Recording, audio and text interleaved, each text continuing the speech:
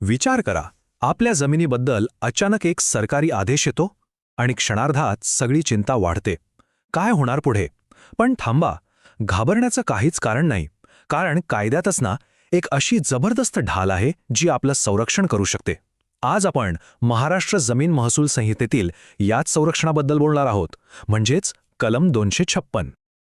तर हे संकट नेमकं कसं येतं? समजा तहसीलदार किंवा कुठल्यातरी महसूल कार्यालयातून एक पत्र आलंय.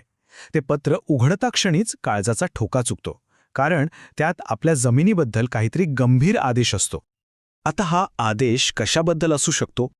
तर तो जमिनीच्या रेकॉर्डमध्ये फेरफार करण्याबद्दल असू शकतो, किंवा मालमत्ता जप्त करण्याबद्दल किंवा जमिनीचा ताबा घेण्याबद्दलही असू शकतो. अशा वेळी काय करावं हेच सुचत नाही का? आणि डोक्यावर प्रचंड ताण येतो. पण बरोबर याच वेळी महाराष्ट्र जमीन महसूल संहिता 1966 आपल्या मदतीला धावून येते. हो, याच कायद्यात एक असं कलम आहे जे एका शक्तिशाली संरक्षणाचं काम करतं, अगदी एका पॉज बटनासारखं. तर मग हे संरक्षण नक्की आहे तरी काय? याला म्हणतात स्थगिती आदेश. सोप्या भाषेत सांगायचं तर स्टे ऑर्डर. हा आदेश म्हणजे काय? तर सरकारी कारवाईवर लावलेलं एक कायदेशीर पॉज बटन, ज्यामुळे आपल्याला पुढे अपील करण्यासाठी अत्यंत महत्त्वाचा वेळ मिळतो.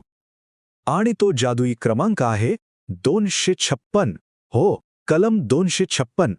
हा नंबर लक्षात ठेवणं खूप महत्त्वाचं आहे, कारण हेच आपलं सर्वात मोठं कायदेशीर शस्त्र आहे. हे कलम आपल्याला एक जबरदस्त अधिकार देतं. कोणता अधिकार? तर सरकारी आदेशाच्या अंमलबजावणीवर थेट स्थगिती मागण्याचा.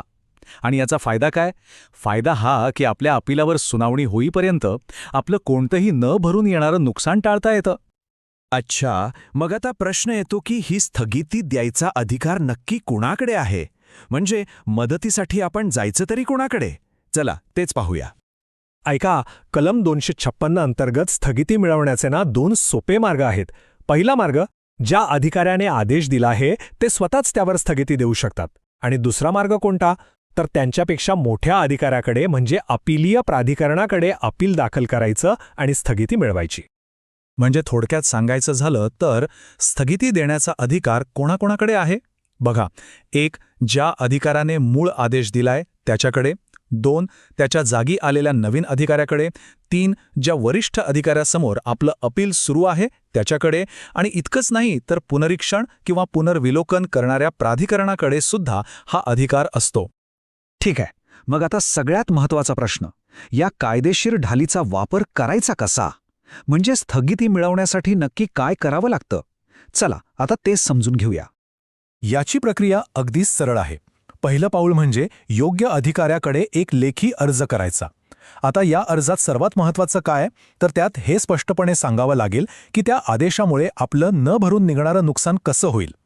आणि हो, एक गोष्ट लक्षात ठेवा, त्याचवेळी वरिष्ठ अधिकाऱ्याकडे लगेचच अपील दाखल करणंही तितकंच गरजेचं आहे. पण थांबा, इथे एक महत्त्वाचा प्रश्न आहे. जर आलेल्या सरकारी आदेशात सरकारला काही पैसे भरायला सांगितले असतील तर मग काय करायचं? अशा वेळेस कायद्यात स्थगिती मिळवण्यासाठी एक खास अट आहे, आणि ही अट एका महत्त्वाच्या आकडेशी जोडलेली आहे. तर मुद्दा असा आहे की जर आदेशात सरकारला पैसे भरण्यास सांगितले असतील तर स्थगिती मिळवण्यासाठी जी काही रक्कम सांगितली आहे त्याच्या किमान 25% रक्कम आधी भरावी लागते. हो, हे लक्षात ठेवा, ही रक्कम जमा केल्याशिवाय अशा आदेशांवर स्थगिती मिळत नाही. आता बघा, जेव्हा एखाद्या नागरिकाकडे योग्य माहिती असते तेव्हा त्याचे किती जबरदस्त परिणाम दिसू शकतात. माहिती हे खरंच एक शस्त्र आहे.